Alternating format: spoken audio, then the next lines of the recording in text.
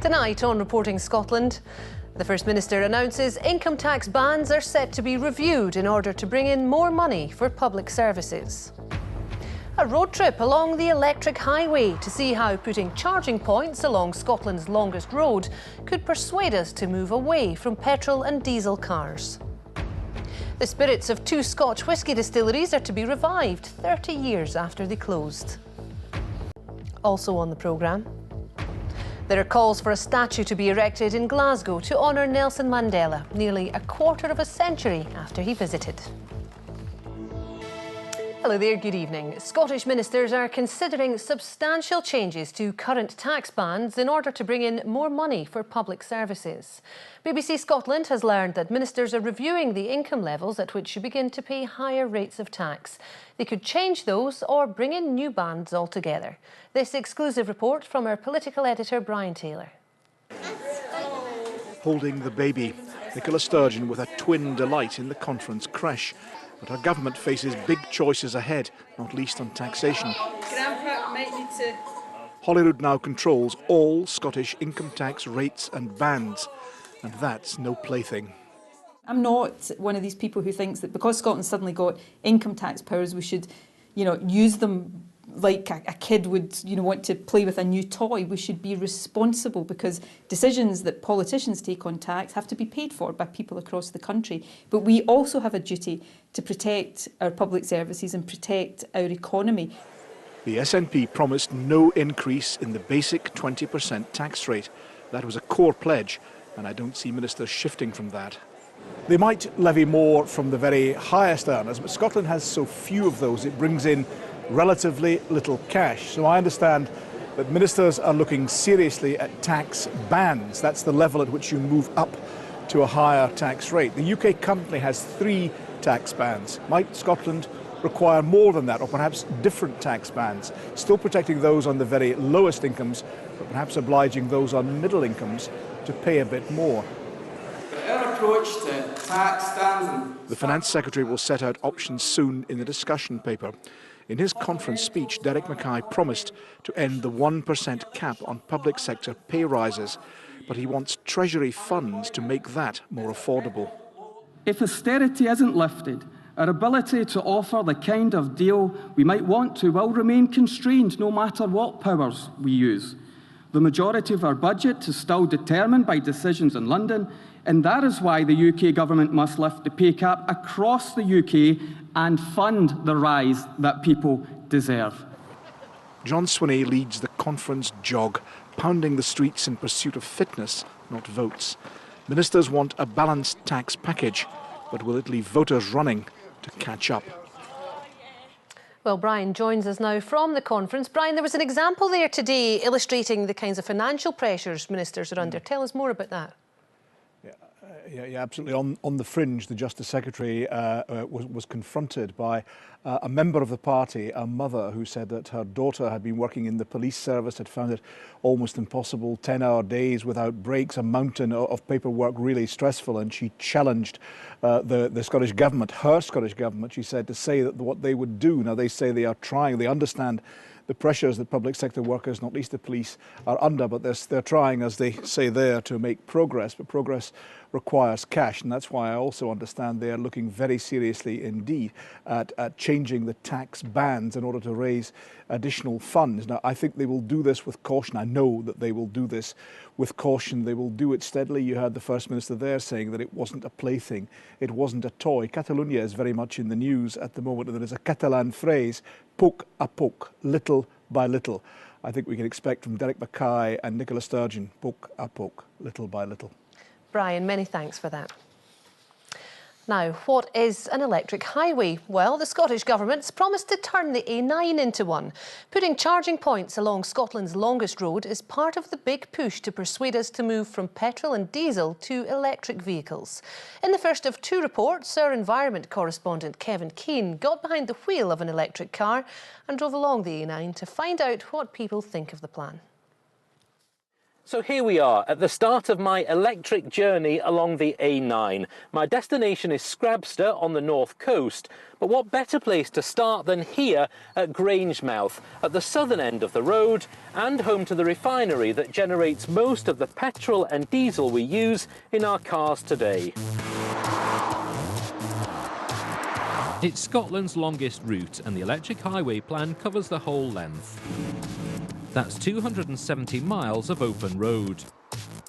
My first stop is Auchterarder, where I top up the charge after about 35 miles and meet pollution campaigner Amelia Hanna, Looks pretty lovely. who welcomes the move.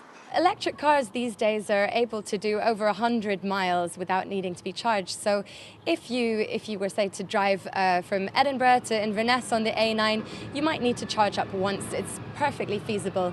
And by electrifying the A9, the Scottish Government is really showing that, that the future is electric. Our car use is constantly on the rise, but few of those journeys are cross-country like this. More than half cover distances of less than 3 miles. Ballinluig is one of the few service stations on the A9 where drivers fill up a full tanker's worth of fuel every day. So should they be worried? It could be a reality, but not yet. I think maybe in another 20 years' time, possibly it will be a reality. I'm not worried about it at all, because at the moment we've got 3 high-speed diesel pumps here. If we need to get 3 high-speed electric pumps to power up the lorries, we will get them. Just up the road in Pitlochry, the local butcher loads up for a round of deliveries. But his is a fleet of electric vans. No regrets, and it delivers huge savings on fuel. The biggest issue for his drivers is a lack of charging points. There could be more, certainly. We've put one in ourselves at the shop to charge our own vans, but there's one at the local public car park up the street here, but it's just not nearly enough. And when you look around, there's the more and more electric vehicles on the road. We need to have the infrastructure to support that. The charging technology on the route is thinly spread out. It's 27 miles to this one's nearest neighbour. It's often difficult to operate, and in most cases there's just one single charger. Although here in Pitlochry there are several. Back on the A9 and we're pulling into a roadside cafe, a potential opportunity for this businessman if the electric highway is done right. Sounds great. If it means putting charging points in every lay-by, that might be good if it's free. If it means giving me lots of charging points, the government's willing to pay for it, that could be really good because people would stop and maybe buy a cup of coffee at the same time. The plan is in its early stages, but Transport Scotland says it's committed to electrifying the whole road, the rest of which will travel tomorrow. Kevin Keane reporting Scotland on the A9. Now, the spirits of 2 Scotch whisky distilleries, which stopped producing more than 30 years ago, are to be revived. The SNP conference has condemned the use of force by Spanish authorities during the independence referendum in Catalonia. Party members passed a resolution calling for international mediation between the governments in Barcelona and Madrid. Here's our political correspondent, Glenn Campbell. An ovation for Catalonia's representative to the UK. SNP conference might not be debating IndyRef 2, but it is taking time to discuss last Sunday's referendum in Catalonia. The heavy-handed tactics used by Spanish police to disrupt the referendum are a key concern. The disproportionate use of force is not lawful, and what happened on the streets of Catalonia was not lawful. The brutality in Catalonia I have never seen the like of, and I hope never to see that like again. I absolutely implore the EU, Europe, you cannot stay silent in this. If you stay silent, you're complicit in the attacks that were put upon the Spanish people. This conference not only condemned the violence in Catalonia, it called for international mediation and urged the Spanish government to accept the yes vote in what Madrid regards as an illegal referendum.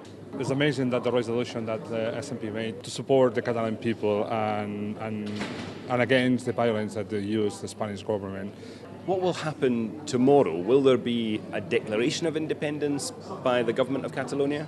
Well, I will answer a weird question. The problem is I can answer this question at the moment because it's the president who has to say this kind of a statement. President Carles Puigdemont is due to address the Catalan parliament tomorrow.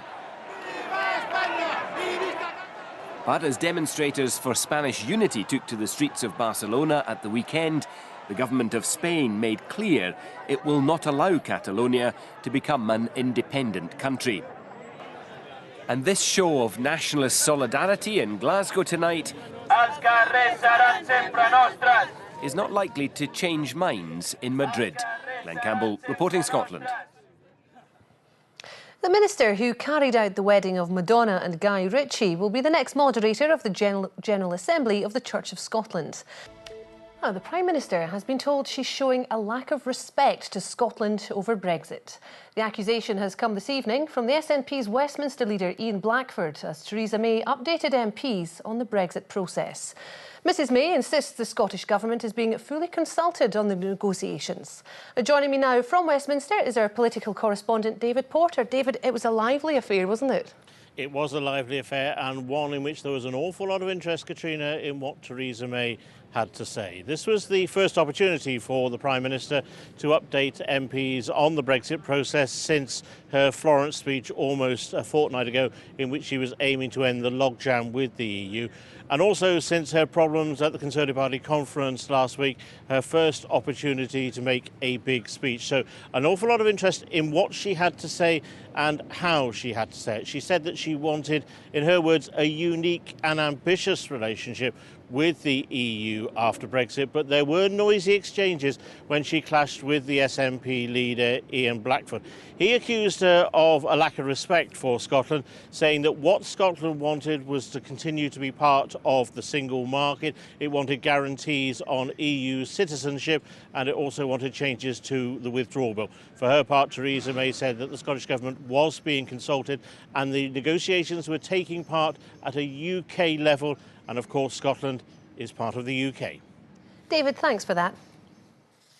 Well, the Scottish Football Association won't be rushed into making a decision over the future of the national manager Gordon Strachan. So, what of Scotland's latest failure to make the finals of a major football tournament? Manager Gordon Strachan says genetics are partly to blame. Energy company Statoil says it has discovered a new source of oil that could yield between 25 to 130 million barrels. It believes the find in the Verbier sidetrack well in the Outer Moray Firth is proof there could be significant remaining potential in the basin. The Norwegian firm will do more work to determine the size and assess its commercial viability. Now, booking a taxi is something most of us take for granted. A campaign to build a statue honouring the late South African President Nelson Mandela has won backing from one of football's most successful managers, Sir Alex Ferguson. And now a reminder of tonight's main news. Theresa May has given MPs her clearest indication yet that she's preparing for the possibility of leaving the EU without a deal. She announced proposals that will pave the way for the UK to operate as an independent trading nation post-Brexit. She said the ball is in the EU's court when it comes to the next stage of the negotiations. The EU has said the ball is entirely in the UK's court. And that's reporting Scotland.